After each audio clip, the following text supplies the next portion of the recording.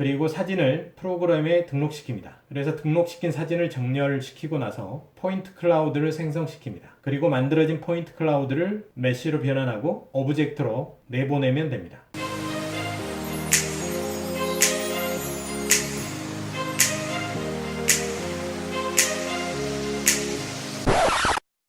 애니띵 노하우입니다. 오늘은 전시회에서 봤던 동상을 3D 프린터로 뽑아보자는 내용으로 말씀을 드려보도록 하겠습니다. 어제 소개해드렸던 전시회 있죠? 국립중앙박물관에서 열리고 있는 로마 이전 에투르리아 전시회.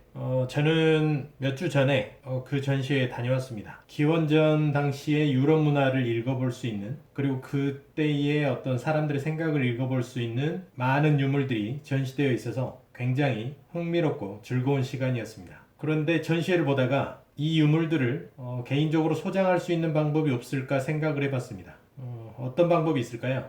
가장 무난한 방법은 전시회 샵에 가서 축소판 유물을 판매하는지 알아보는 게 제일 좋을 겁니다. 그런데 안타깝게도 이런 특별전이나 이런 것들은 그런 구스가 열쇠고리, 물통, 그 다음에 파우치 이런 정도로만 판매를 하고 축소판 유물 같은 경우에는 전혀 찾아볼 수가 없습니다. 그런데 우리가 누굽니까? 바로 애니띵 노하우 구독자들 아니겠습니까?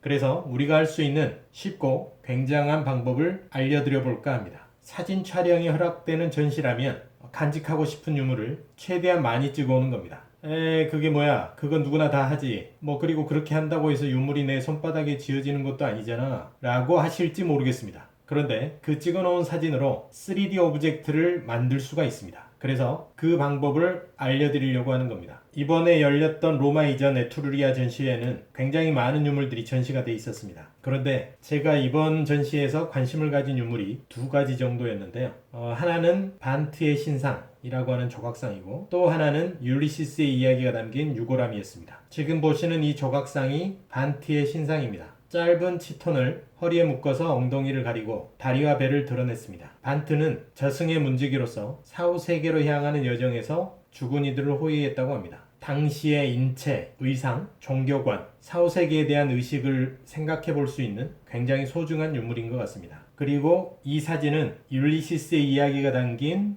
유골함입니다. 기원전 2세기 말경에 만들어졌을 것으로 추정하고 있습니다. 에투르리아를 대표하는 문화재로 유골함을 들 수 있는데 주로 돌로 만들고 상자에는 다양한 이야기를 새겨놓았다고 합니다. 상자에 새겨진 부조에는 주로 그리스 신화의 내용을 담았다고 합니다. 이 유골함의 경우에는 배를 타고 바다를 항해하는 율리시스와 그를 유혹하는 사이렌을 표현했습니다. 율리시스는 사이렌의 목소리가 듣고 싶어서 자신을 돛대에 묶게 했고, 노를 젓는 신하들은 밀랍으로 길을 막아 죽음을 부르는 사이렌의 유혹을 물리칠 수 있었다고 하는 전설입니다. 그래서 저는 이 두 가지 유물을 3D 오브젝트로 만들어 보고 싶었습니다. 그래서 제가 했던 프로세스를 말씀드려 보도록 하겠습니다. 일단은 무료나 유료로 쓸 수 있는 포토스캔 프로그램들이 있습니다. 에이지소프트에서 나온 메타쉐입이라든가 포토스캔, 그리고 오토데스크의 리메이크, 3DF, 제피어 프리 등등의 많은 프로그램들이 있습니다.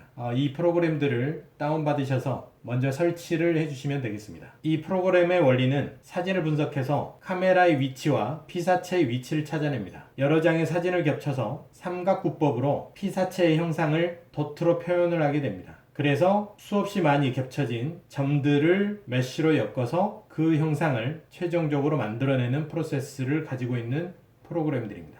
그러면 사진을 찍는 방법도 알아보도록 하겠습니다. 3D 오브젝트로 만들고 싶은 물체의 사진을 다른 사람들에게 방해되지 않는 범위에서 위, 아래, 전, 후, 좌우 각도를 바꿔가면서 최대한 많은 사진을 찍는 게 중요합니다. 어떠한 형상으로 생겼는지 최대한 카메라에 많이 기록을 해놓게 되면 그만큼 데이터가 많아지기 때문에 좀 더 정밀한 형상을 만들어낼 수가 있습니다. 다만 컨트라스트는 약하게 하고 사진은 흔들리지 않게, 그리고 카메라는 가로로 긴 것보다 세로로 길게 세워서 위아래로 길게 찍는 게 중요합니다. 사진을 다 찍으셨다면 컴퓨터에 사진을 다운받고 프로그램을 가동시킵니다. 그리고 사진을 프로그램에 등록시킵니다. 그래서 등록시킨 사진을 정렬시키고 나서 포인트 클라우드를 생성시킵니다. 그리고 만들어진 포인트 클라우드를 메쉬로 변환하고 오브젝트로 내보내면 됩니다. 참 쉽죠? 네, 그럼 구체적으로 프로그램을 가동하면서 살펴보도록 하겠습니다. 오늘 영상은 여기까지고요. 많은 도움 되셨길 바랍니다. 그럼 다음 시간에 뵙겠습니다. 사진을 다 찍으셨다면 컴퓨터에 사진을 다운받고 프로그램을 가동시킵니다. 그리고 사진을 프로그램에 등록시킵니다. 그래서 등록시킨 사진을 정렬시키고 나서 포인트 클라우드를 생성시킵니다. 그리고 만들어진 포인트 클라우드를 메쉬로 변환하고 오브젝트로 내보내면 됩니다. 어때요? 참 쉽죠?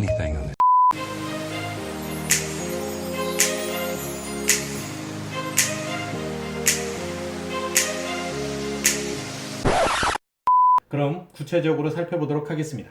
먼저 반트 신상입니다.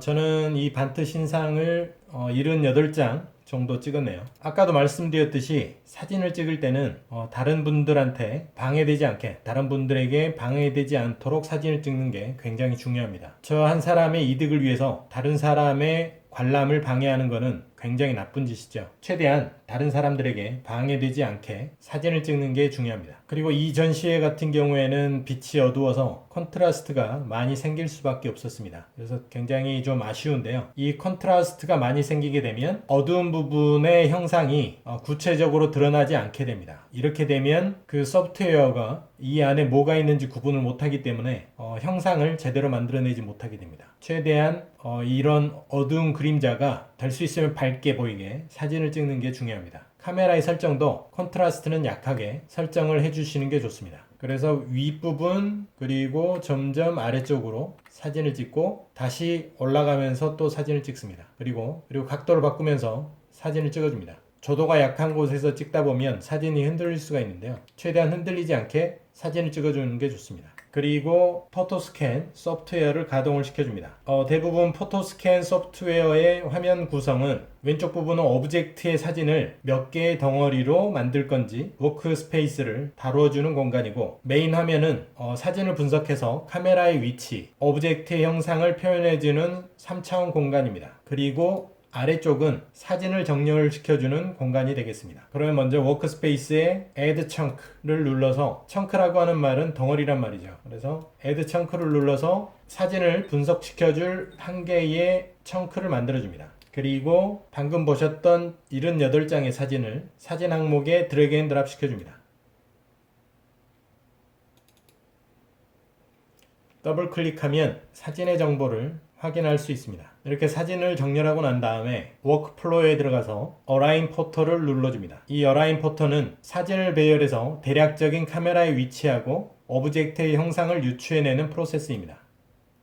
이 어라인 포터에 들어가면 accuracy, 그러니까 정확도죠. 정확도가 highest, high, medium, low, lowest 이렇게 5가지 옵션으로 되어 있습니다. 이 중에 원하는 정확도로 놓고 돌려주면 되겠습니다. 다만 미디엄 이상으로 가게 되면 분석하는 속도가 오래 걸립니다. 그래서 원하시는 정확도와 시간을 고려해 가면서 이 accuracy를 결정해 주는 게 좋겠습니다. OK를 눌러서 프로세스를 진행하시면 되겠습니다. 그러면 어라인 포토의 프로세스가 끝났습니다. 마우스의 왼쪽 버튼은 오브젝트를 돌려볼 수 있고요. 그리고 마우스의 오른쪽 버튼이나 가운데 휠 버튼은 오브젝트를 돌려볼 수 있는 구심점에 옮겨 놓을 수 있습니다. 이 가운데 구형으로 보이는 부분을 중심으로 해서 이 오브젝트의 형상을 돌려볼 수가 있는데요. 오른쪽 버튼이나 휠 버튼은 오브젝트를 이 구형에다가 갖다 놓을 수가 있습니다. 이 구형에다 갖다 놓게 되면 이 구형을 중심으로 오브젝트를 회전시켜서 돌려볼 수가 있습니다. 그래서 최대한 구형에 가깝게 오브젝트를 배치시키는 게 좋겠죠. 오른쪽 버튼이나 마우스 휠 버튼으로 이렇게 돌려서 오브젝트를 위치시켜 줍니다. 그리고 왼쪽 버튼으로 이렇게 클릭을 해서 돌려줍니다. 돌려서 어라인 포토에서 나온 결과물을 살펴볼 수 있습니다. 그리고 마우스 휠 버튼으로 줌아웃, 줌인을 할 수 있습니다.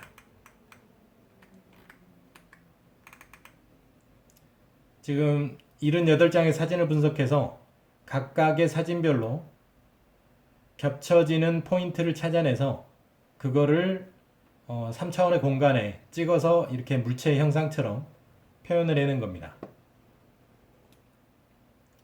툴바의 오른쪽 상단에 있는 카메라 형태는 이 포인트를 이끌어낸 카메라의 위치, 어느 지점에서 사진을 찍었는지를 확인을 해볼 수 있는 옵션입니다. 한번 클릭을 해보겠습니다.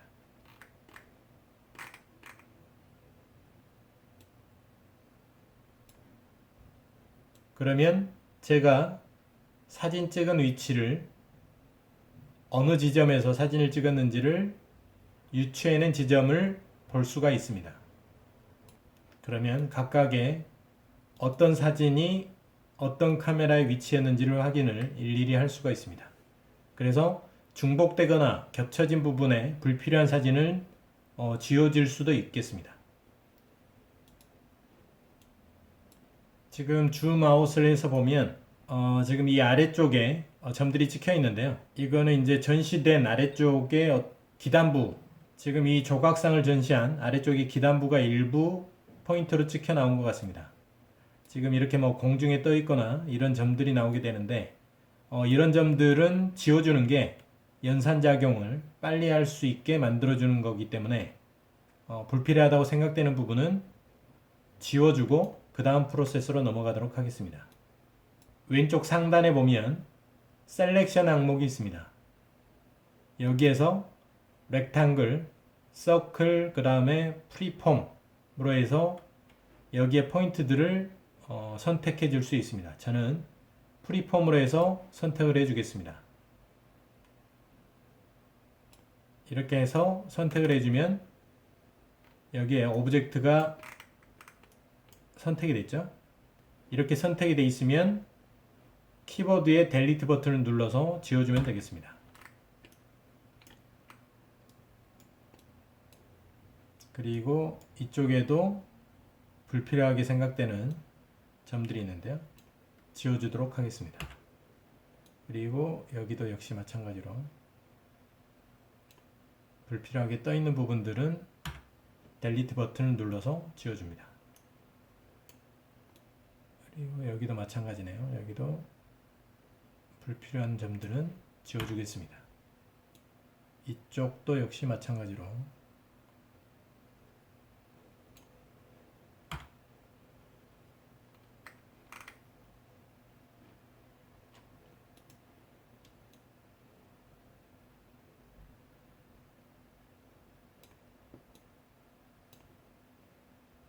여기에서도 이런 점들은 불필요한 점이고 여기도 역시 공중에 떠 있는 불필요한 점인 것 같습니다. 그러면 선택해서 지워줍니다.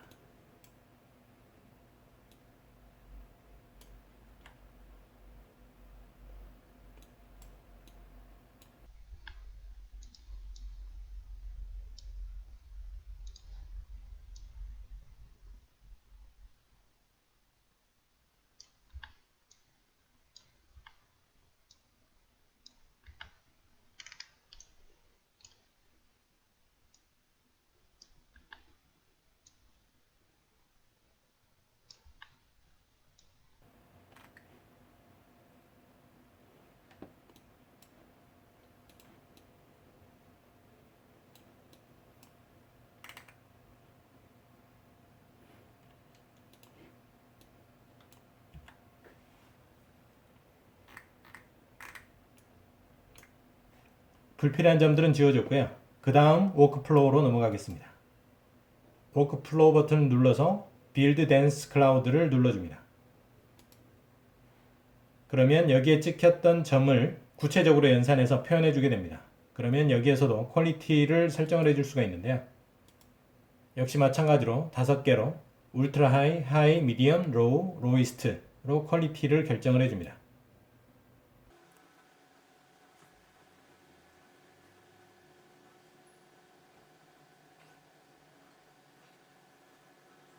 이 작업은 굉장히 많은 시간이 소요가 되니까 그 점 감안하셔서 작업을 하시면 되겠습니다. 연산작용이 구체적으로 끝났기 때문에 그 다음 워크플로우로 해서 빌드 메쉬를 하게 되면 이 포인트 클라우드로 만들어진 점들이 연결이 돼서 메쉬로 3D 오브젝트로 출력을 시킬 메쉬로 형성이 될 수 있겠습니다. 그러면 빌드 메쉬를 눌러보겠습니다. 빌드 메쉬에 들어가면 제네럴 항목과 어드밴스 항목이 있는데 서피스 타입은 arbitrary, 그 다음에 소스 데이터는 dense cloud, 그 다음에 페이스 카운트는 퀄리티를 하이냐, 미디엄이냐, 로우냐, 커스텀이냐 이렇게 해서 선택해서 원하는 퀄리티로 만들어 주시면 되겠습니다. 이 작업 역시도 굉장히 많은 시간이 소요가 되기 때문에 작업 시간과 퀄리티를 생각을 해가면서 작업을 하시면 되겠습니다.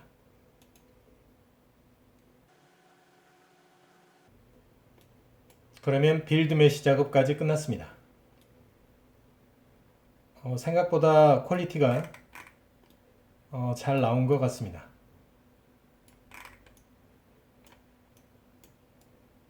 다만 이제 이 질감이 어느 정도의 질감으로 표현이 되어 있는지는 메쉬 믹서를 통해서 열어봐서 그 정도를 한번 살펴볼 필요가 있을 것 같고요. 그리고 메쉬 믹서를 통해서 나머지 이렇게 뚫린 부분이라든가 뭐 거친 부분들을 다듬어서 최종적으로 3D 출력을 하기 위한 오브젝트로 형성을 해주면 되겠습니다. 그러면 여기에서 파일 항목으로 나가서 익스포트, 그 다음에 익스포트 모델을 눌러서 STL 파일로 만들어 주시면 되겠습니다. 오늘 영상은 여기까지고요. 많은 도움 되셨길 바랍니다. 그럼 다음 시간에 뵙겠습니다. 당시에 귀걸이도 있었던 것 같습니다. 귀 밑에 이렇게 뭔가를 착용을 한 것 같은 느낌이네요.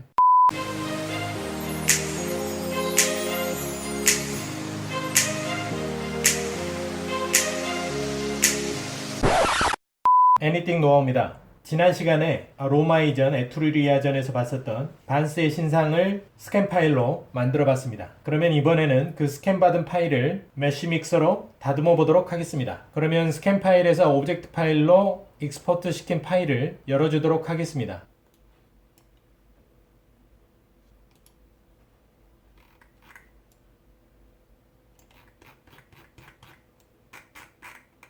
네, 오브젝트가 잘 들어왔고요. 그러면 일단 스케일이 좀 작은 듯 하니까 스케일을 키워보도록 하겠습니다. 트랜스폼에 들어가서 사이즈를 보면 1mm 정도 단위로 되어 있습니다. 그러면 이 전체 높이를 대략 한 12에서 13cm 정도로 만들 거니까요. 일단은 Y 스케일을 120mm 정도로 키워보도록 하겠습니다.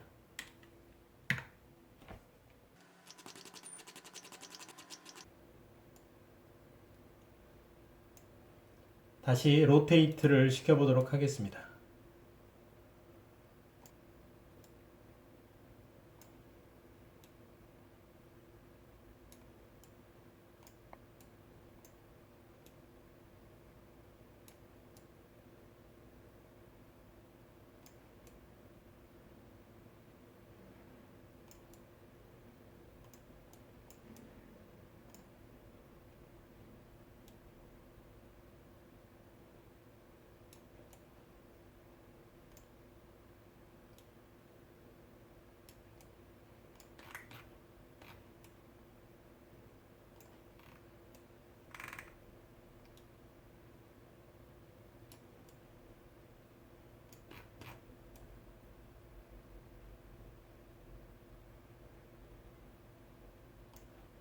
로테이트를 시키고 위치를 이동시켜서 적당한 배열로 만들어 주었습니다.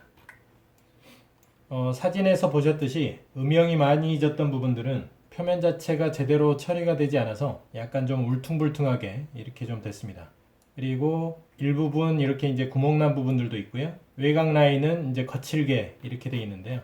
거친 부분들을 좀 처리를 해줘야 될 것 같고, 이런 부분들은 좀 다듬어 줘야 될 것 같고요. 일부 구멍난 부분, 당시에 귀걸이도 있었던 것 같습니다. 귀 밑에 이렇게 뭔가를 착용을 한 것 같은 느낌이네요. 그리고 머리 윗부분이 제대로 만들어져 있지 않은 것 같고요. 이 부분은 좀 잘라내 주는 게 좋을 것 같습니다.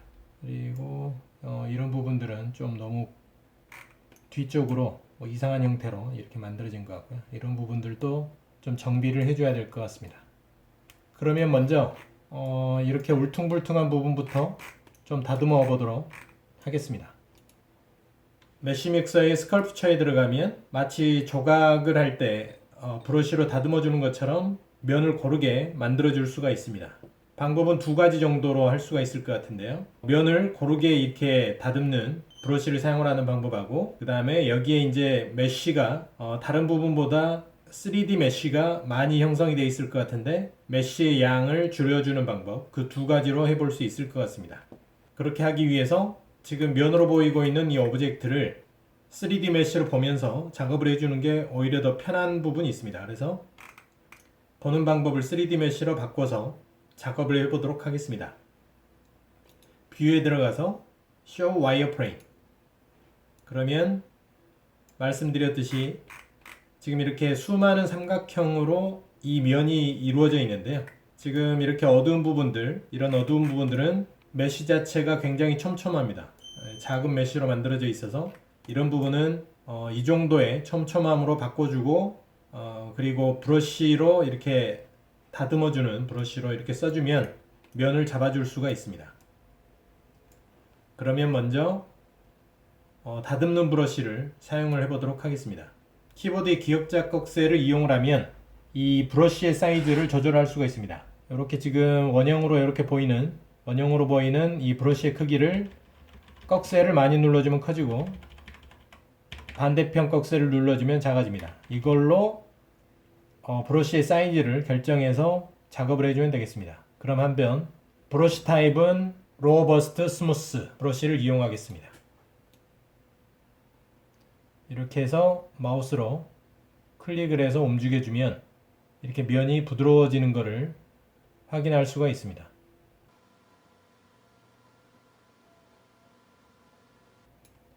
브러쉬를 조금 키워서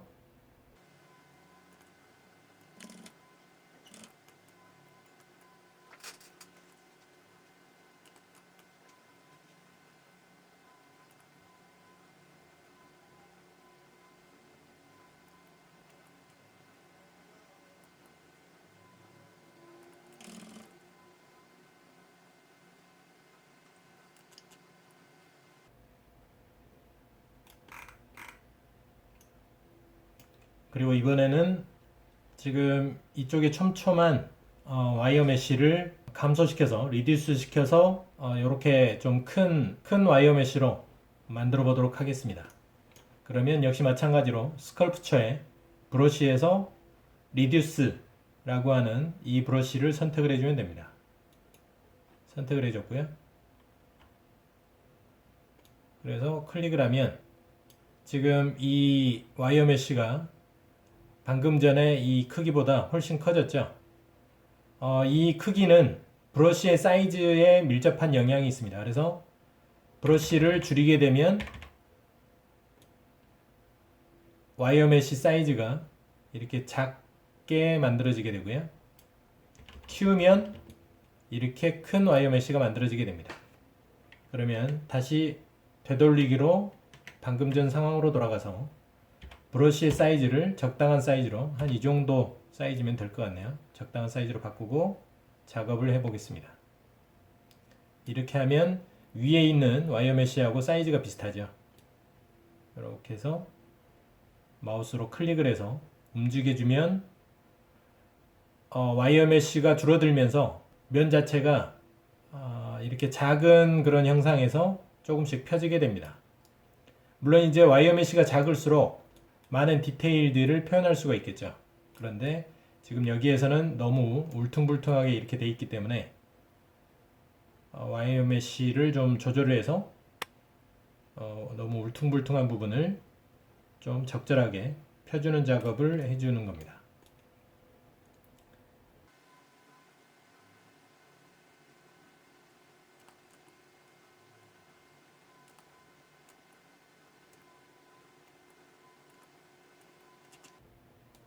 지금 여기에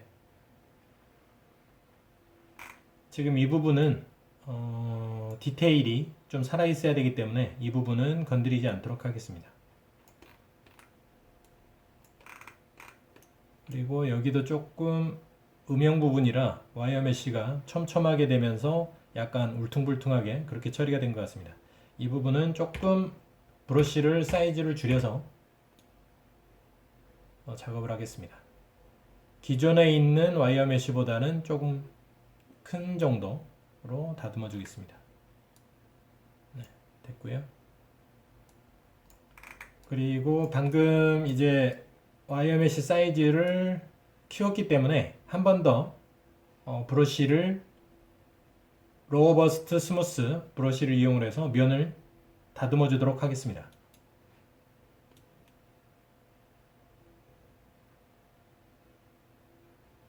이렇게 하면 조금 많이 튀어나왔던 부분들 또는 들어갔던 부분들이 이렇게 들어가고 나오고 하면서 다듬어집니다. 너무 원래의 상태에서 벗어나면 안 되기 때문에 너무 과하게는 하지 않고 약간씩만 조절을 해주도록 하겠습니다. 네, 그러면 어느 정도 아까 울퉁불퉁했었던 모습에서 면이 좀 잡힌 것 같습니다. 그리고 이 다리 안쪽에 이 부분도 조정 작업을 해주겠습니다. 먼저 로우 버스트 브러쉬로 거친 면을 좀 다듬어 주고요.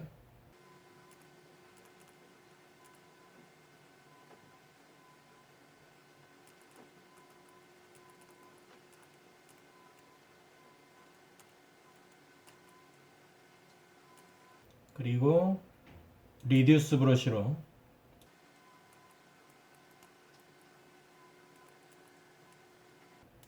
와이어 메쉬의 사이즈를 조절해 주면서 면을 다듬어 주겠습니다.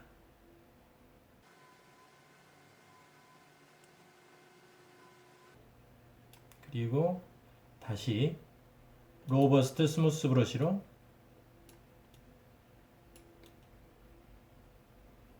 면을 고르게 만들어 주겠습니다. 아까 말씀드렸듯이 너무 많이 브러쉬를 이용을 하게 되면 원형 자체에 손상이 생길 수 있기 때문에 약간씩만 너무 이렇게 툭툭 튀어나온 부분이었다던가 굴곡이 심한 부분들만 좀 정리를 해주는 차원으로 작업을 해주시면 되겠습니다. 이 정도면 보기 흉하지 않게 잘 처리가 된 것 같습니다. 스캔 파일 다듬는 작업은 다음 시간에도 계속 설명드리도록 하겠습니다. 오늘 영상은 여기까지고요. 많은 도움 되셨길 바랍니다. 그럼 다음 시간에 뵙겠습니다. 이렇게 하면 나와 있는 모서리, 들어가 있는 모서리가 평준화되면서 부드럽게 정리가 되는 거죠.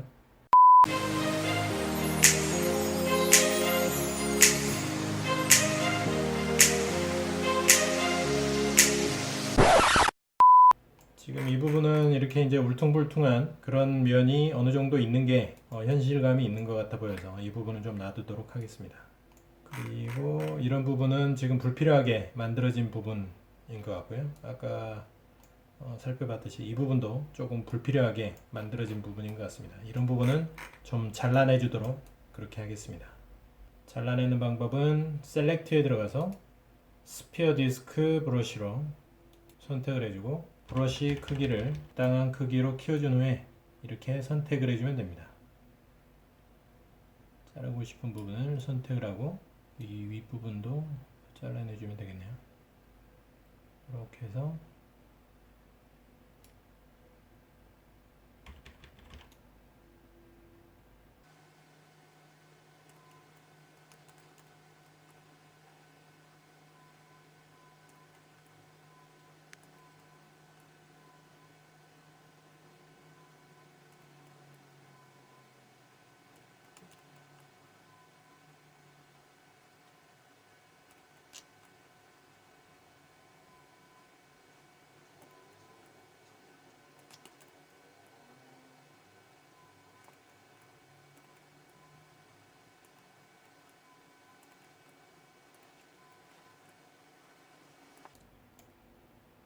이렇게 선택을 해준 다음에 델리트 키나 X 키를 누르면 지금 선택된 부분이 잘려 나가게 됩니다. 그러면 델리트 키를 눌러 보겠습니다. 네, 이렇게 잘려 나가고요. 이렇게 지금 공중에 떠 있는 부분들은 다시 브러쉬에서 Unwrap Brush로 해서 이렇게 형태를 그려주면서 해주면은 셀렉트가 되게 됩니다. 이렇게 해서 델리트 키를 눌러서 지워주고요. 지금 이렇게 뒤쪽으로 너무 많이 이상한 형태로 만들어진 부분들, 이런 부분들은 스피어 디스크 브러쉬로 전체를 이렇게 선택을 해준 후에 선택을 해주고 지금 이 뒷부분도 선택을 해주겠습니다. 뒷부분은 Allow Back Faces로 해서 이 뒤쪽 부분도 선택을 해주겠습니다. 이렇게 선택을 해주고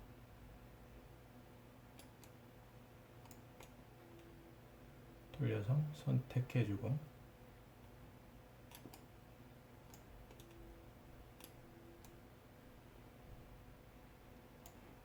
해서 에디트로 들어가서 Erase and Fill를 눌러주면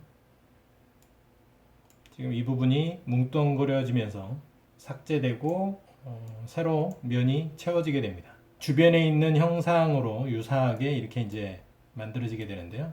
이거를 튀어나오게 이렇게 약간 튀어나오게 할 수도 있고 들어가게 할 수도 있습니다. 약간 조금 더 튀어나오게 해서 면을 다듬어 주겠습니다. 그래서 Accept 선택이 되어 있는 부분은 Clear Selection으로 나가주겠습니다. 그리고 방금 전에 이렇게 구멍이 뚫려 있는 부분도 Select 버튼으로 이렇게 주변을 선택을 해주고요. 넓게 잡으면 넓게 잡은 면까지 이렇게 면을 만들어주기 때문에 조금 넓게 잡으셔도 되겠습니다. 이렇게 넓게 면을 좀 잡고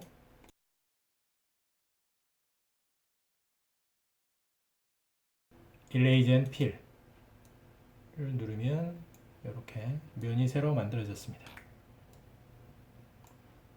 Accept. 지금 보시면 아까 뭐 이렇게 좀 따로 떨어져 있는 부분들이 있는데요. 이런 거를 한꺼번에 지우는 방법은 먼저 아무 오브젝트의 아무 쪽에나 이렇게 셀렉트로 클릭을 하시고 더블 클릭을 하면 전체가 선택이 되게 됩니다. 다만 연결되어져 있는 부분이 선택이 되기 때문에 이 방금 이렇게 그 조각조각 나서 공중에 떠 있는 부분들은 선택이 되지 않습니다. 이렇게 하고 모디파이에 들어가서 인버트를 누르게 되면 방금 선택이 된 부분의 나머지 부분들이 이렇게 선택이 되게 됩니다. 그렇게 되면 델리트 버튼을 눌러서 지워주시면 되겠습니다. 델리트. 그러면 공중에 떠 있는 부분들이 지워졌죠. 한꺼번에. 이렇게 빵꾸난 부분은 주변을 이렇게 선택을 해주고 에디트에 Erase and Fill로 해서 채워주면 되겠습니다. Accept, Clear Selection. 그러면 어느 정도 좀 제대로 스캔이 안 됐던 부분들이 다듬어진 것 같고요. 그리고 이번에는 가장자리를 한번 다듬어 보도록 하겠습니다. 이 가장자리를 다듬는 것도 스컬프트 툴의 로우 버스트 스무스 브러쉬로 문질러 주게 되면 가장자리가 다듬어지게 됩니다. 이 로우 버스트 스무스 브러쉬라고 하는 거는 한 번 더 설명을 드리게 되면 이 아이콘에서 보시다시피 밀거나 당기거나를 해주는 브러쉬입니다. 클릭하는 부분을 중심으로 주변에 있는 메시들을 분석을 해서 주변이 좀 튀어나와 있다, 그리고 클릭한 부분이 좀 들어가 있다, 그러면 그 클릭한 부분을 조금 바깥쪽으로 돌출시켜주는 그런 역할을 하고요. 좀 튀어나와 있다 그러면 좀 밀어넣는, 그러니까 주변과 좀 엇비슷하게 만들어주는 그런 역할을 해주는 게 로우 버스트 스무스 브러쉬입니다. 그래서 이 가장자리도 마찬가지로 작용을 하게 되는데요. 이렇게 들락날락 이렇게 되어 있는 부분이 로우 버스트 스무스 브러쉬로 문질러 주게 되면 이 가장자리가 부드럽게 연결이 되면서 다듬어지게 됩니다. 그럼 해보도록 하겠습니다. 브러쉬를 조금 더 키워주고요. 문질러 주도록 하겠습니다. 가장자리가 다듬어지고 있죠.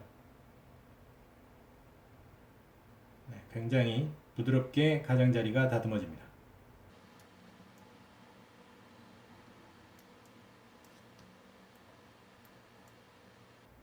조금 오래 누르고 있으면 점점 부드럽게 형태가 맞춰지게 되는데요. 이렇게 해서 가장자리를 다듬어 주시면 되겠습니다. 이렇게 하면 나와 있는 모서리, 들어가 있는 모서리가 평준화되면서 부드럽게 정리가 되는 거죠. 이렇게 해서 가장자리를 다듬어 주시면 되겠습니다. 가장자리를 잘 다듬어 줬습니다. 그리고 지금 메쉬를 보면 메쉬의 형상이 정형화된 삼각형이 아니라 좀 길거나 좀 이형적인 삼각형으로 메쉬가 이렇게 구성이 되어 있죠. 그리고 주변도 뭐 이렇게 촘촘한 메쉬가 있는 반면에 조금 간격이 벌어져 있는 메쉬들도 있고 그렇습니다. 이제 스캔 파일을 정리를 하다 보면 그 표면이 고르지 못한 부분들은 이렇게 이제 메쉬 자체가 좀 작게 형성이 되고요. 표면이 완만한 부분들은 메쉬가 이제 넓게 크게 형성이 되어 있는데 그 클라우드 덴서티로 해서 만들어진 포인트를 메쉬로 연결하다 보니까 이렇게 좀 이형적인 삼각형이 나오게 됩니다. 그런데 이렇게 이형적인 삼각형을 계속 가지고 오브젝트를 만들게 되면 오류가 생기게 되죠. 이 자체가 굉장히 연산이라든가 면을 형성을 하는 데 있어서도 그렇게 이제 좋은 메쉬가 아니기 때문에 한번 메쉬를 다듬어 줘야 됩니다. 그래서 먼저 메쉬를 다듬는 방법은 셀렉트로 들어가서 더블 클릭으로 오브젝트 전체를 선택을 해주고요. 그러면 이쪽에 이제 에디트 컨버트 디폼 모디파이가 활성화가 됐고요. 여기 에디트에 네 번째에 리메쉬라고 있습니다. 이 리메쉬가 바로 메쉬를 정돈을 다시 해주는 건데요. 리메쉬를 눌러 보겠습니다. 그러면 방금 전에 이형적이었었던 메쉬들이 정리가 돼서 이렇게 분산이 되면서 정형화된 메쉬로 변환이 됐습니다. 이 리메쉬에 대한 세부 옵션은 나중에 따로 시간을 만들어서 설명을 드리도록 하겠습니다. 리메쉬 되기 이전에 메쉬의 덴서티하고 거의 유사한 형태의 덴서티로 정리가 됐기 때문에 일단 이 상태에서 어셉트를 눌러서 리메쉬를 완료하도록 하겠습니다. 어셉트 클리어 셀렉션 눌러주고요. 그러면 메쉬가 잘 다듬어졌습니다. 그런데 지금 제가 마우스를 이렇게 마우스 휠로 줌을 명령을 내려도 잘 줌이 되지 않습니다. 그리고 패닝도 좀 자기 멋대로 이렇게 패닝이 되는 현상이 있는데요. 이거는 보통 이제 스캔 파일에 카메라 위치가 제대로 정리가 되지 않을 때 보통 3D 오브젝트에서 나타나는 좀 오류적인 현상입니다. 그래서 이럴 때는 이렇게 파일로 들어가서 이 오브젝트를 익스포트 시켜줘야 됩니다. 그래서 익스포트를 시킨 후에 STLY로 익스포트를 시킨 후에 다시 가지고 들어오겠습니다. 그래서 이렇게 오브젝트를 가지고 들어오게 되면 로테이트, 펜, 줌을 했을 때 오류 현상이 잡히게 됩니다. 다음 시간에는 다듬어진 파일을 3D 프린터로 출력할 수 있도록 만들어 보겠습니다. 오늘 영상은 여기까지고요. 많은 도움 되셨길 바랍니다. 그럼 다음 시간에 뵙겠습니다. 뒷면을 보정하는 데 있어서도 수월하기 때문에 저 같은 경우에는 이 뒷면을 형성을 할 때 주로 offset이라고 하는 명령어를 사용하고 있습니다.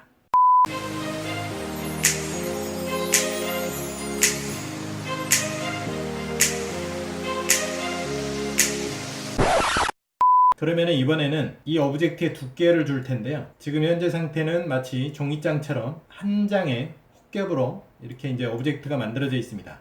그런데 우리가 3D 프린터로 이제 출력을 하려면 입체적인 형상을 만들어줘야 되겠죠. 그러니까 종이로 되어 있는 거를 두껍게 메스처럼 이렇게 만들어줘야지 3D 프린트가 될 수 있습니다. 그러면 그렇게 할 수 있는 방법은 크게 두 가지가 있는데요. 오브젝트 셀렉트로 해서 더블 클릭해서 오브젝트를 선택을 하게 되면 이 에디트 항목에 익스트루드 하고 offset 이 두 가지가 있는데요. 이 익스트루드하고 offset이 이 자체에 이 오브젝트의 두께를 줄 수 있는 명령어가 되겠습니다. 그럼 먼저 익스트루드를 한번 해보도록 하겠습니다. 익스트루드 뜻은 압출하다라고 하는 뜻이죠. 익스트루드. 그러면 뭔가 지금 변화가 생겼습니다. 익스트루드에 들어오게 되면 지금 offset 항목이 있고요. harden이라고 하는 항목이 있고 density가 있고 direction, 그 다음에 end type 이렇게 있습니다. 여기에 offset이 이 면을 얼마만큼 떨어뜨려서 면을 만들어 줄 건지, 면의 두께를 형성을 해준 옵션이 되겠는데요. 지금 이 숫자가 플러스로 되어 있습니다. 그러면 이 플러스 값은 앞쪽으로, 메스의 앞쪽으로 offset이, 그러니까 일정한 거리만큼 떨어뜨려져서 면이 만들어진다는 뜻인데요. 지금 우리는 전면은 형성이 되어 있기 때문에 뒤쪽의 면을 형성을 해줘야 됩니다. 그래서 마이너스 값으로 마이너스 1.8mm 정도 두께로 떨어뜨려 줘 보겠습니다. 뒤쪽으로 떨어지면서 면이 형성되는 것처럼 됐죠. 그런데 뭔가 이상합니다. 이런 쪽에 보면 뭔가 까만색으로 이렇게 표시가 되어 있고요. 이렇게 이제 까만색으로 된 부분은 새로 면이 형성이 된 부분들을 보여주는 겁니다. 지금 이렇게 생기게 된 거는 이 디렉션이라고 하는 항목의 옵션 때문에 이렇게 이제 까만 부분이 형성이 되게 되는 건데요. 이 컨스탄트, 그러니까 계속 연속적으로 면을 만들어주는 옵션으로 돼 있기 때문에 이렇게 된 겁니다. 그러니까 압출 형식으로 방금 이제 압출이라고 설명을 드렸죠. 일정한 방향으로 연이 이어져서 압출되듯이 뒤쪽으로 이렇게 면을 만들어줬기 때문에 연속되어지는 면이 형성이 되게 되는 겁니다. 그래서 이 옵션을 노멀로 바꿔주게 되면 이 안쪽으로, 그러니까 이 뒤쪽으로가 아니라 안쪽으로 셋백되듯이, 이렇게 셋백되듯이 안쪽으로 면이 만들어지는 거죠. 그래서 이 디렉션 방향을 노멀로 바꿔주게 되면 안쪽에 이렇게 두께감 있는 면이 형성이 되게 됩니다. 컨스탄트는 일정하게 이 뒤쪽으로 일정한 방향으로 연이어서 익스트루드가 됐습니다. 그래서 이렇게 하지 마시고 노멀로 바꿔주시게 되면 이 면의 뒤쪽으로 일정한 거리만큼 이렇게 두께가 만들어지게 됩니다. 여기에 하든이라고 하는 거는 익스트루드 되는 이 면을 얼마나 부드럽게 처리할 건가, 아니면 단단하게 강직하게 처리를 할 건가에 대한 옵션입니다. 그리고 덴시티는 익스트루드된 이 부분의 촘촘함을 결정하는 옵션이 되겠습니다. 어셉트를 눌러보겠습니다. 그러면 새로 면이 형성이 됐는데 이렇게 울퉁불퉁하게 뒤쪽 면이 형성이 됐죠. 이렇게 울퉁불퉁하게 형성이 된 면은 스컬프트 툴로 해서 면을 다시 고르게 형성을 해주면 되겠습니다.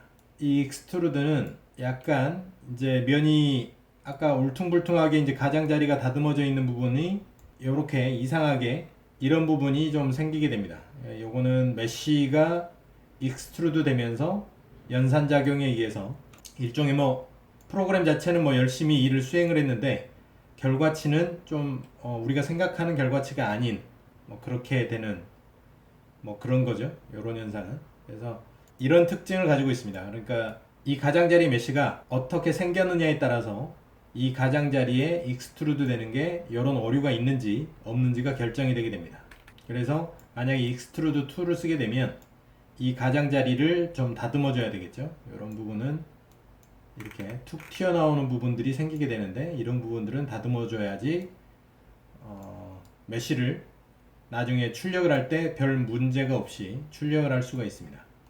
이렇게 울퉁불퉁하게 된 부분은 스컬프트 툴로 로버스트 스무스 브러쉬로 문질러서 면을 다듬어 주시면 되겠습니다.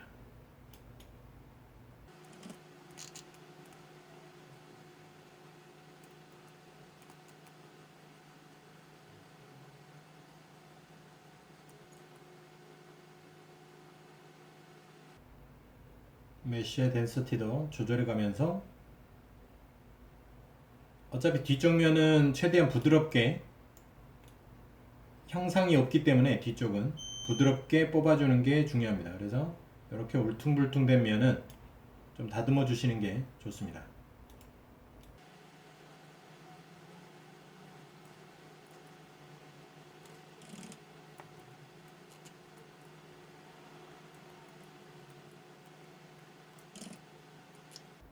이렇게 해주시는 방법이 있고요. 그러면 이번에는 옵셋으로 들어가 보겠습니다. 컨트롤 A를 눌러서 전체 오브젝트를 선택을 해주고요. 에디트에 옵셋을 클릭을 하겠습니다.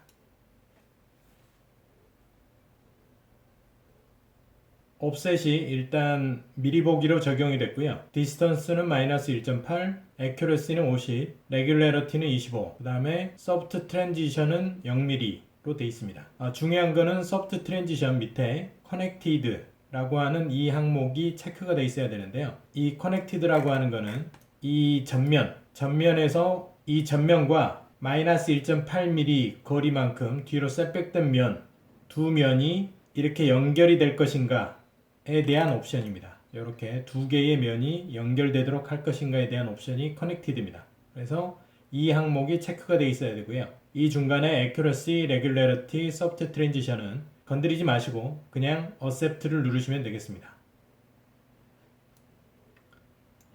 edit의 extrude하고 offset은 이 연결되는 부위가 좀 다릅니다. offset이 조금 더 부드럽게 오류가 좀 덜 생기면서 이 면을 형성을 해줄 수가 있었습니다. 그리고 이 뒤쪽에 새로 형성되는 면을 보더라도 익스트루드에서 발생했었던 울퉁불퉁한 그런 현상이 발생하지 않기 때문에 뒷면을 보정하는 데 있어서도 수월하기 때문에 저 같은 경우에는 이 뒷면을 형성을 할 때 주로 offset이라고 하는 명령어를 사용하고 있습니다. 그러면 이렇게 훌륭하게 3D 오브젝트로 변환이 됐습니다.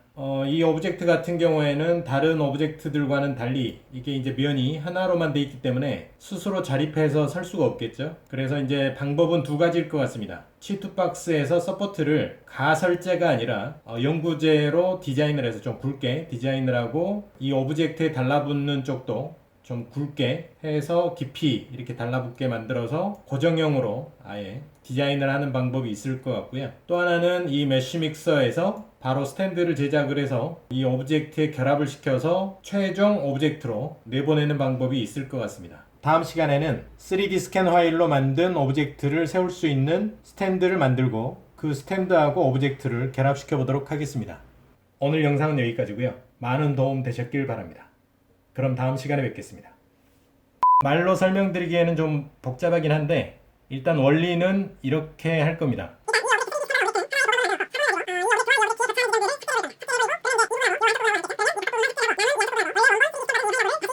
그렇게 하면 요 세 개의 오브젝트를 결합을 시킬 수 있을 겁니다.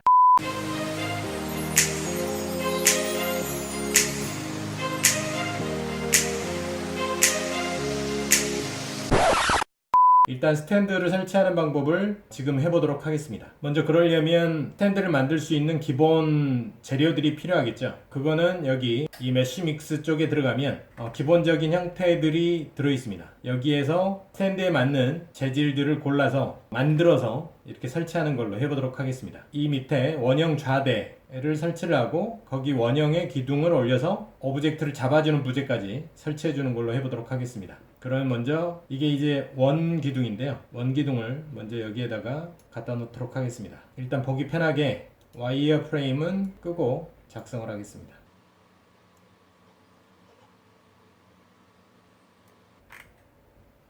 축 위에 있는 이 사각형, 조그마한 사각형을 클릭을 해서 드래그를 하게 되면 스케일이 조정이 되게 됩니다. 각 부위별로. 그래서 뭐 X 스케일 쪽으로 이렇게 길게 늘릴 수도 있고요. Y 스케일 쪽으로도 이렇게 길게 늘릴 수도 있습니다.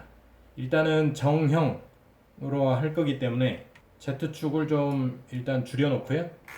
전체적으로 XY 스케일을 동시에 줄이는 방법은 이 가운데 있는 이 사각형을 클릭을 해서 대각선 방향으로 이렇게 움직이게 되면 스케일이 조정이 되게 됩니다. 이걸로 적절한 스케일로 맞춰보도록 하겠습니다.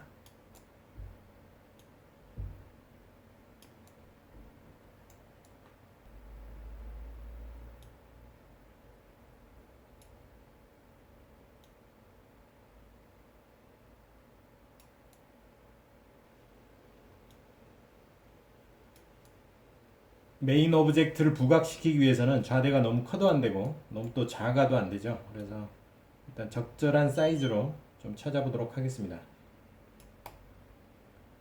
네, 일단 이 정도가 좀 적절해 보이고요.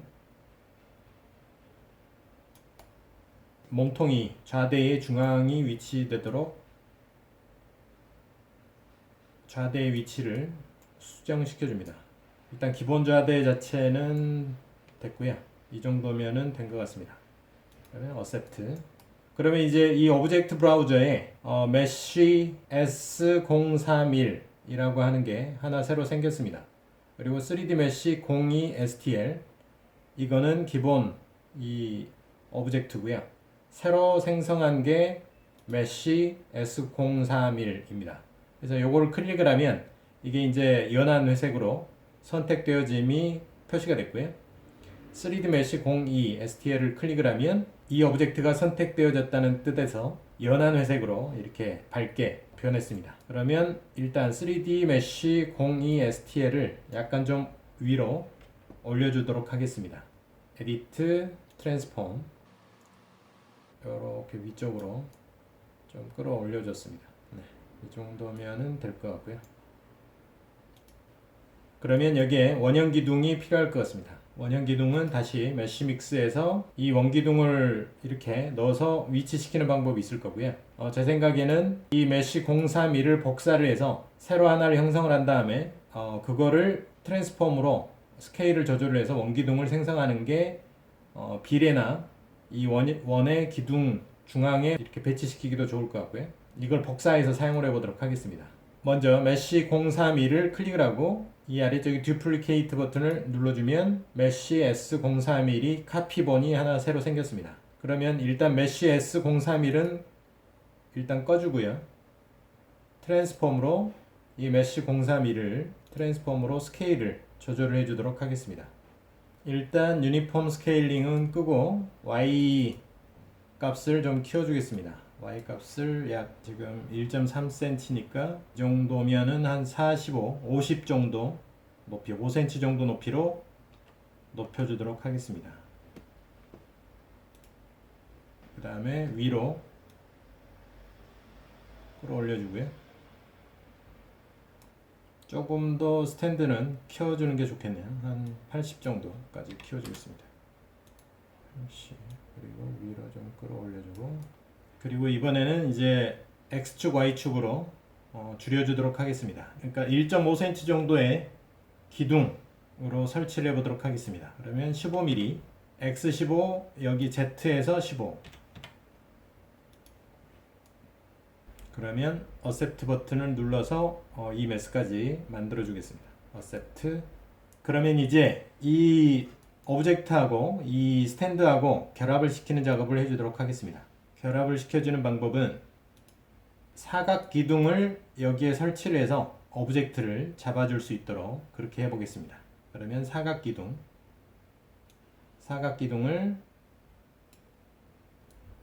일단은 이 오브젝트를 핸들링을 해야 되기 때문에 Create New Object로 해서 새로운 오브젝트로 먼저 형성을 시켜 놓겠습니다. Create New. 그러면 여기에 Dropped Part 1번이라고 하는 오브젝트가 새로 생겼습니다. 그러면 이 오브젝트를 트랜스폼 시켜서 위치를 다시 잡아주겠습니다.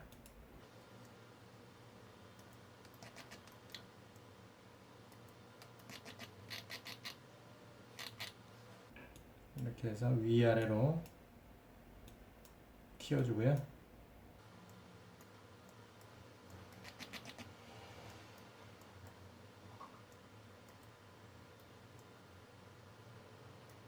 이렇게 해서 이 오브젝트의 약 3분의 1 정도까지 잡아줄 수 있는 사이즈로 박스 자체의 높이를 조절해 줬고요. 그리고 이 앞쪽으로 스케일을 키워주도록 하겠습니다. 이렇게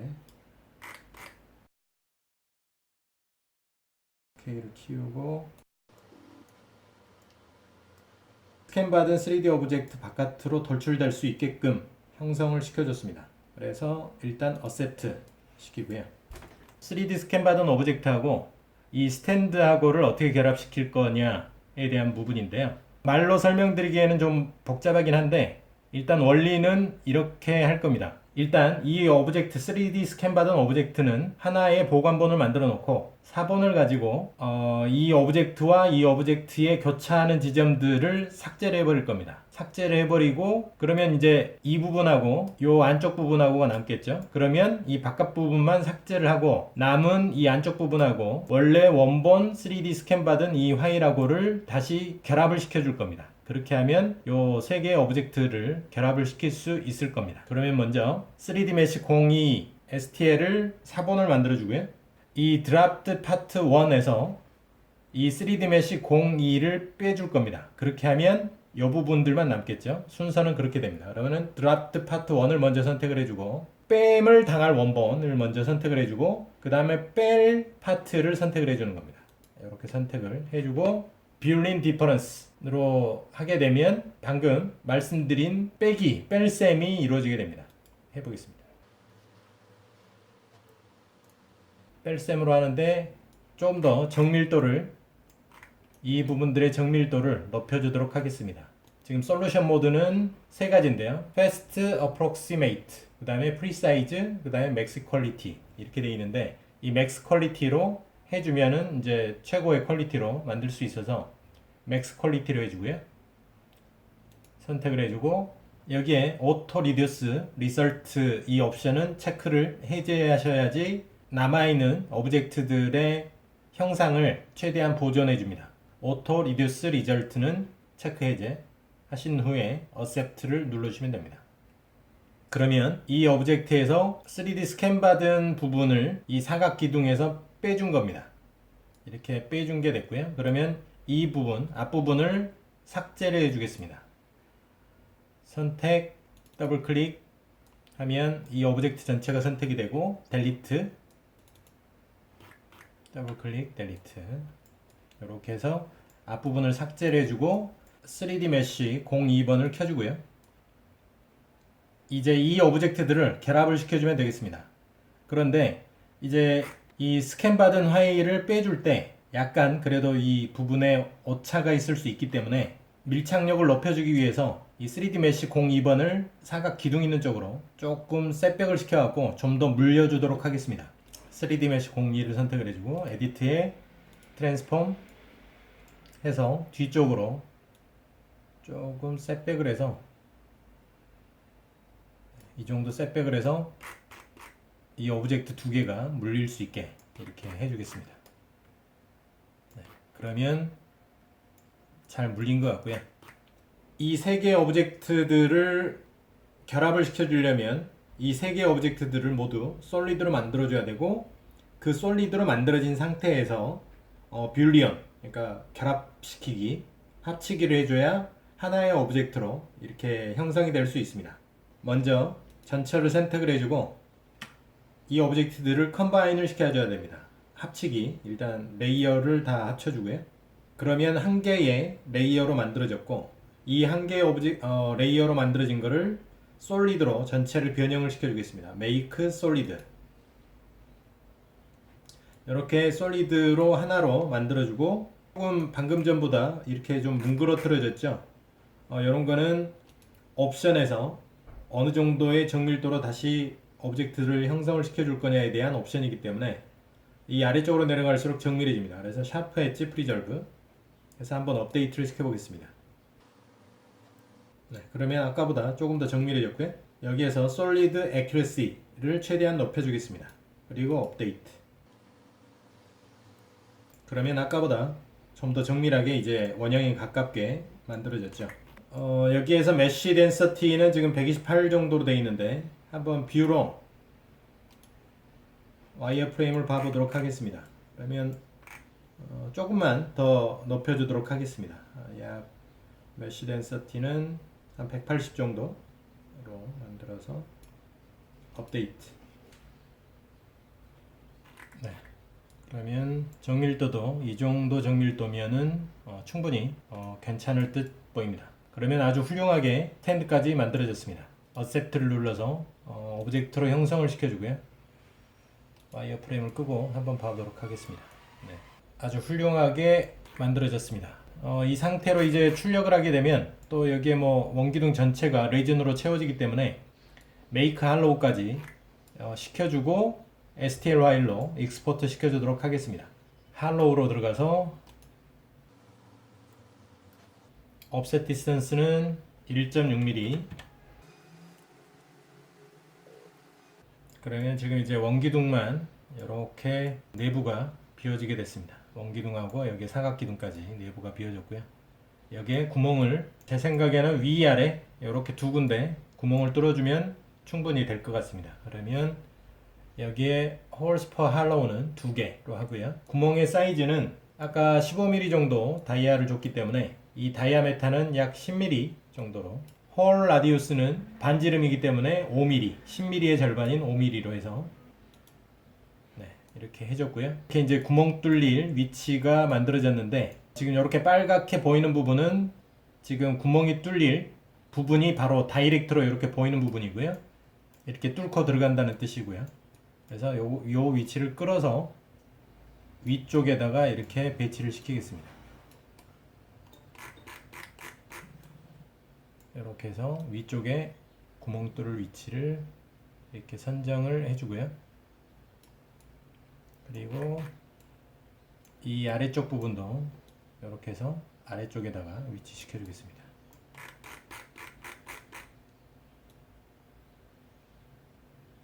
그러면 위아래로 이렇게 구멍이 뚫릴 거기 때문에 청소하기도 용이해지겠습니다. 그러면 여기에서 어셉트를 눌러서 최종적으로 할로우를 시켜주겠습니다. 할로우. 그러면 위아래로 구멍이 잘 뚫렸고요. 아주 훌륭하게 3D 스캔 받은 화일을 전시할 수 있는 스탠드까지 이렇게 만들어졌습니다.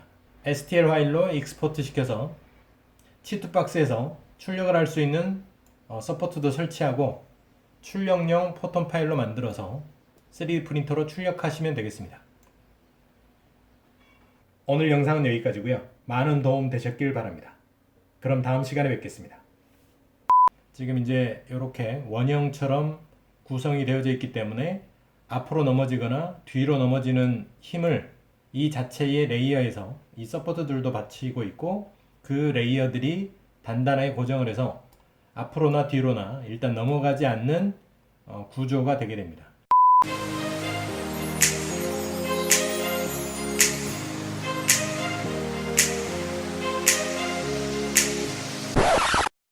애니띵 노아입니다. 오늘은 스탠드 타입이 아니라 면을 만들어 놓은 반트의 신상에 서포트를 가설제가 아니라 영구제처럼 튼튼하게 설치를 해서 출력 파일을 만들고 출력을 해보도록 하겠습니다. 지난 시간에 만들었던 스탠드까지 설치했었던 반트 신상은 이렇게 생겼고요. 약간 스케일은 좀 큰 것 같습니다. 지금 높이가 140 정도 되는데 높이는 130 정도가 적당할 것 같습니다. 130 정도로 하게 되면 92% 정도 줄이는 거가 되네요. 그리고 여기에서 Y축으로 마이너스 10도 정도 이렇게 로테이트를 시키고, 뒤쪽으로 X축 방향으로 마이너스 10 정도 셋백을 시켜서 출력을 할 수 있는 서포트들을 설치를 하고 출력 파일로 만들어서 출력을 하면 되겠습니다. 그러면 이번에는 면을 만들어 놓은 반트의 신상을 서포트를 영구제로 설치하는 거를 해보도록 하겠습니다. 방금 전처럼 마찬가지로 스케일이 좀 크기 때문에 약간 92% 정도, 아까 92%였죠? 92%로 하면 지금 124.84 높이가 Z값이 124.84가 나오는데요. 여기에 이제 서포트하고 라프트까지 설치를 하게 되면 130 정도까지 올라가게 될 겁니다. 이렇게 스케일을 먼저 줄여놓고 서포트로 들어가도록 하겠습니다. 제가 미리 설정을 변경을 해놨는데요. 먼저 라프트부터 보시겠습니다. 라프트는 라프트 에어리어 레이시오가 150으로 키워놨고요. 110%였는데 150%로 좀 키워놨습니다. 이게 110%로 하게 되면 조금 라프트 자체가 좀 작기 때문에 이 뒤쪽으로 서포트를 설치를 하고 이렇게 하려면 좀 커야 됩니다. 그래서 150% 정도로 키워놨고요. 그 다음에 라프트 티크니스는 1mm였는데 2mm로 키워놨습니다. 탑 부분으로 넘어가겠습니다. 탑 부분의 컨택트 다이아메타는 0.2mm였는데 1.2mm로 키웠고요. 그리고 컨택트 뎁스는 0.4mm였는데 1mm까지 키웠습니다. 그래서 이 표면과 닿는 면을 넓혀줬고, 그리고 깊숙이 1mm 정도 들어가서 박힐 수 있게 그렇게 디자인을 바꿨습니다. 지금 이 반트의 신상 자체의 두께가 1.8mm 정도 되죠. 지난번에 옵셋을 1.8mm 정도로 옵셋을 해놨기 때문에 1mm 정도 겹쳐서 들어가게 되면 튼튼하게 고정을 시켜줄 수 있을 겁니다. 그리고 맞닿는 부분, 커넥션 쉐입은 콘 그대로고요. 어퍼 다이아메터는 1.2mm로 똑같이 맞춰졌습니다. 그리고 로워 다이아메터, 그러니까 이제 기둥의 두께로 될 메인 기둥과 서포트의 메인 기둥과 맞닿는 다이아메터는 2mm로 맞춰졌고요. 그리고 커넥션 랭스는 여기 이제 그 서포트가 설치되어지는 최종 길이는 18mm 정도로 좀 키워졌습니다. 이 커넥션 랭스 자체는 이 아래쪽에 서포트를 설치를 할 때나 가까운 쪽에 설치를 할 때는 좀 줄여주고, 위쪽으로 올라갈 때 이럴 때 18mm 정도 이렇게 키워주게 되면 길게 서포트를 설치를 할 수가 있습니다. 그리고 미들 부분입니다. 미들 부분의 다이아메터는 1mm였는데 2mm로 굵게, 서포트 자체가 여러 개가 이제 설치가 되면 그 서포트 자체가 기둥 역할을 할 수 있게 2mm 정도로 키워졌습니다. 그리고 바텀 부분, 이 아래쪽에 설치되어질 바텀 부분의 서포트들은 컨택트 다이아메터는 0.6mm였는데 1mm 정도로 키워졌고요. 그리고 컨택트 뎁스는 0.2mm에서 1mm 정도로 키워졌습니다. 네, 그러면 설정에 대해서는 뭐 설명을 드렸고요. 한번 서포트를 수동으로 설치를 해보도록 하겠습니다. 일단 이 아래쪽에 최하 부분들, 이렇게 아일랜드 부분으로 생길 최하 부분들부터 서포트를 미리 설치를 해주겠습니다.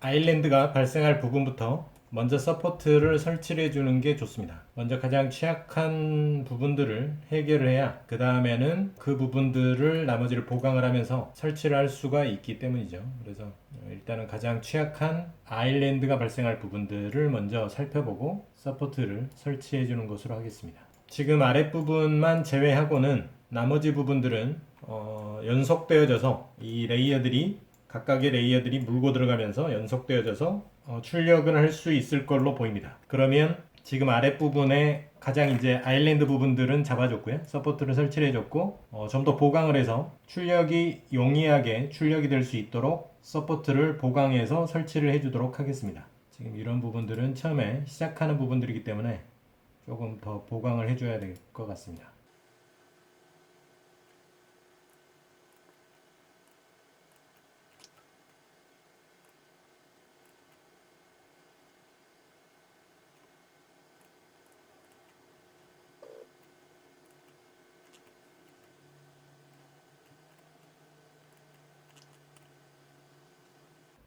이 정도면 무난히 처음 시작점들은 무난히 설치가 될 것으로 보이고요. 이 형태 자체가 일직선으로 이렇게 되어져 있는 형태가 아니기 때문에 이 스스로가 힘을 받으면서 지금 원형으로 이렇게 돼 있기 때문에, 라운드 형태로 돼 있기 때문에 이 면 자체들이 하나하나의 레이어들이 힘을 받는 구조가 됩니다. 일직선으로 만약에 돼 있으면 뭐 앞으로 넘어지거나 뒤로 넘어지거나 이렇게 할 수 있는데, 지금 이제 이렇게 원형처럼 구성이 되어져 있기 때문에 앞으로 넘어지거나 뒤로 넘어지는 힘을 이 자체의 레이어에서 이 서포트들도 받치고 있고, 그 레이어들이 단단하게 고정을 해서 앞으로나 뒤로나 일단 넘어가지 않는 구조가 되게 됩니다. 그러나 이 부분은 그렇게 받쳐줄 수 있는 게 한계가 있습니다. 면 자체가 짧기 때문에. 그래서 이 뒤쪽에 서포트를 설치를 해서 앞으로 넘어지려고 하는 힘을 잡아주는 게 좋을 것 같습니다. 물론 이제 이 아래쪽에, 요 앞쪽에다 서포트를 설치를 하는 게 원칙적으로는 원래 서포트를 설치하는 구조에는 맞겠죠. 근데 앞에다가 설치를 하게 되면 이제 영구제로 설치를 할 거기 때문에 원형 자체 손상이 하게 됩니다. 그래서 이 뒤쪽에 서포트를 설치를 해주는 게 좋을 것 같습니다. 그러면 뒤쪽에 설치를 해주도록 하겠습니다.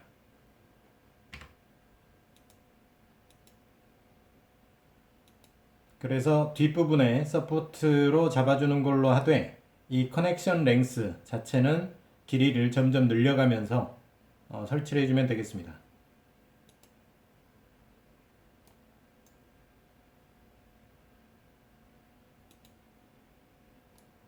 그리고 이제 영구제로 설치가 될 거기 때문에 일단 이렇게 설치를 해주더라도 뒤쪽으로 옮겨서 이 서포트들이 최대한 보이지 않게 이렇게 해주는 게 좋겠죠. 그래서 수정 버튼을 눌러서 이런 식으로 뒤쪽으로 모형의 3D 모형의 뒤쪽으로 서포트를 이렇게 배치를 해주는 게 좋습니다.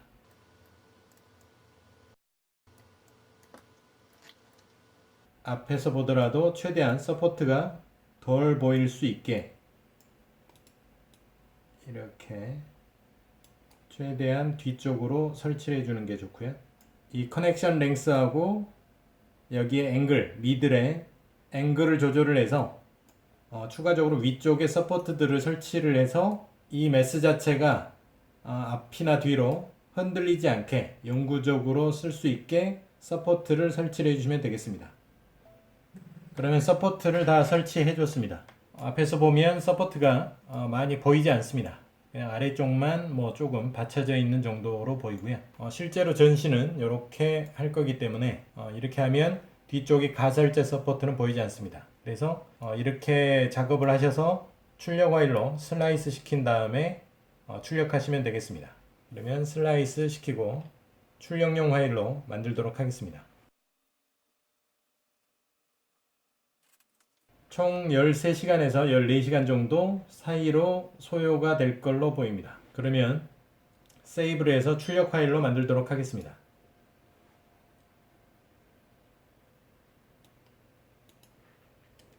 라이팅 파일.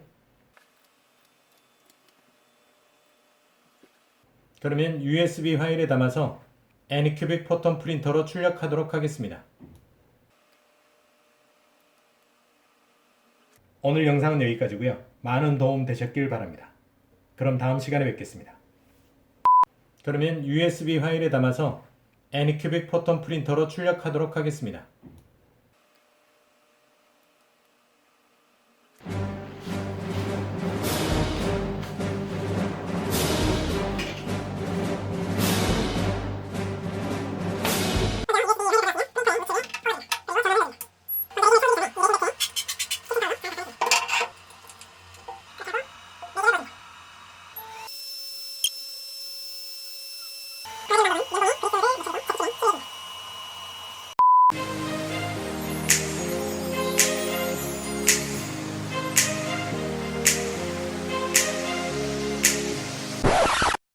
자, 이제 출력이 다 끝났습니다. 플랫폼에서 오브젝트를 제거를 하고 이소프로필 알코올로 세척을 하도록 하겠습니다. 그럼 먼저 앞치마를 착용을 하시고요. 라텍스 장갑을 낍니다.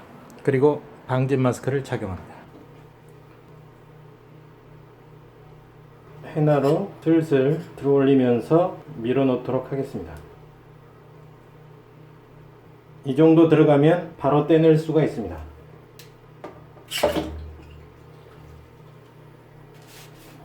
먼저 헤나를 다시 정비해 놓고요.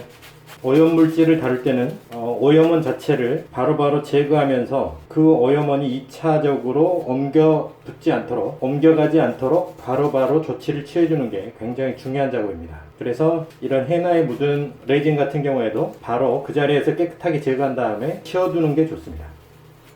PA 알코올로 씻어주도록 하겠습니다. 그러면 알코올 세척은 끝났고요. 물로 씻어주도록 하겠습니다. 세척이 완료됐습니다.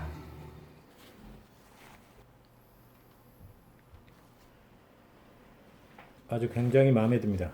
원래는 입체적인 동상이지만 지금 3D 스캔을 받을 수 있는 환경 자체가 전체를 받을 수 없고 입체적인 조각의 절반 정도밖에 스캔을 받을 수 없는 환경이었습니다. 그래서 약간 이제 부조처럼 메쉬를 만들 수밖에 없었는데요. 3D 오브젝트를 만들 수밖에 없었는데 그렇게 되다 보니까 절반 정도만 있는 3D 오브젝트를 자립을 시키는 게 중요했고 그래서 뒤쪽에 이렇게 이제 서포트를 설치해서 이 본체 자체가 흔들리지 않도록 그리고 출력도 제대로 될 수 있도록 가설 부재가 아니라 영구 부재로 디자인을 했습니다. 그래서 최대한 앞쪽에서 봤을 때 서포트가 보이지 않게 그렇게 했고요. 그리고 서포트도 최대한 자립되더라도 굵게 그리고 본체에도 잘 붙어 있을 수 있도록 그렇게 디자인을 해줬습니다. 서포트 설계를 할 때. 그래서 매우 훌륭하게 지금 잘 나온 것 같습니다.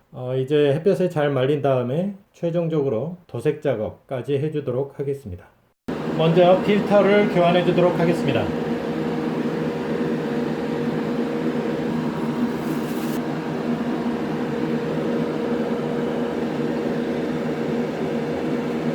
서페이서를 올리고 백색 페인트를 올릴 예정입니다.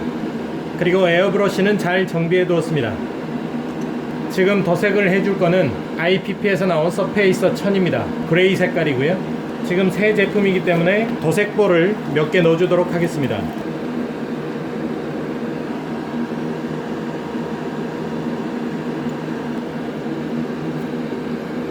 그리고 흔들어주면 되겠습니다. 흔드실 때는 메탈볼이 아래에 깔려있기 때문에 먼저 아래쪽부터 회전하듯이 또는 좌우로 이렇게 계속 먼저 흔들어주고 그 다음에 아래쪽이 가장 많이 흔들릴 수 있도록 이렇게 흔들어줍니다. 그리고 마지막으로 상하로 흔들어주시면 되겠습니다.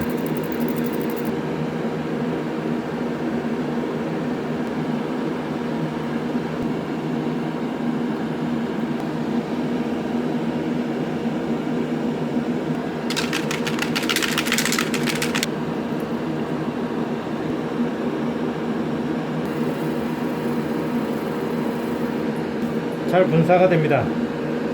그러면 칠을 해주도록 하겠습니다. 에어브러쉬의 노즐은 본체로부터 5에서 10cm 정도 이격시켜서 위아래로 또는 좌우로 충분히 젖듯이 뿌려주는 게 좋습니다.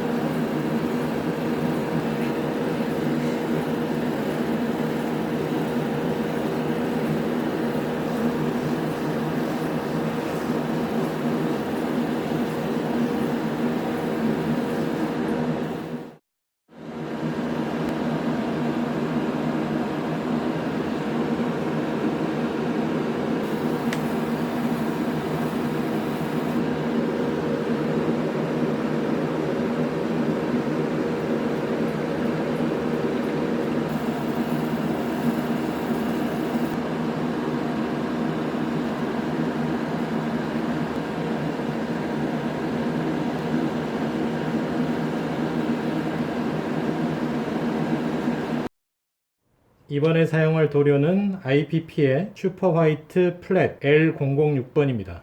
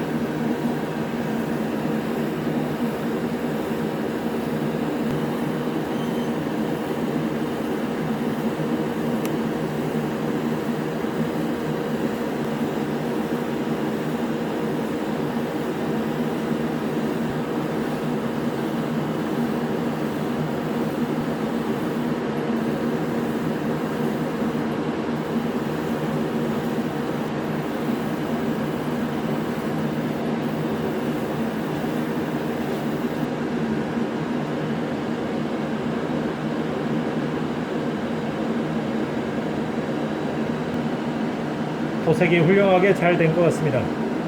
그러면 햇볕에 잘 말리도록 하겠습니다. 지난번에 도색을 했던 방트 신상 같은 경우에는 흰색 도료까지 마감을 했는데요. IPP 도료 슈퍼 화이트 플랫 L006번을 뿌렸었는데요. 석곡의 느낌은 많이 납니다. 이게 무광이기 때문에 협액된 하얀색의 느낌이 많이 나서 석고계의 어떤 그런 느낌을 표현하기에는 좋은 것 같습니다. 그런데 이 반트의 상 같은 경우에는 그러니까 화산석 계열로 돼 있었거든요. 그래서 약간 느낌을 화강석 또는 화산석 계열의 느낌을 한번 표현을 해보려고 합니다. 그래서 그렇게 표현한 방법은 회색, 검은색, 하얀색으로 해서 밀입자가 아니라 약간 굵은 도트 형식으로 뿌려서 중첩시키는 방식으로 표현을 하게 되었는데요. 그 작업을 해보도록 하겠습니다.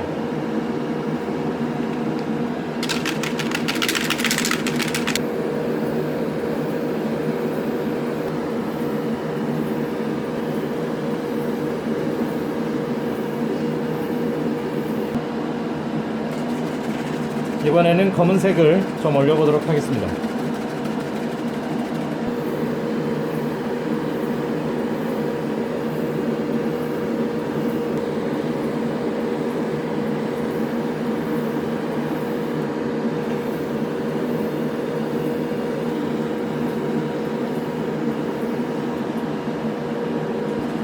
이번에는 흰색 돌입니다.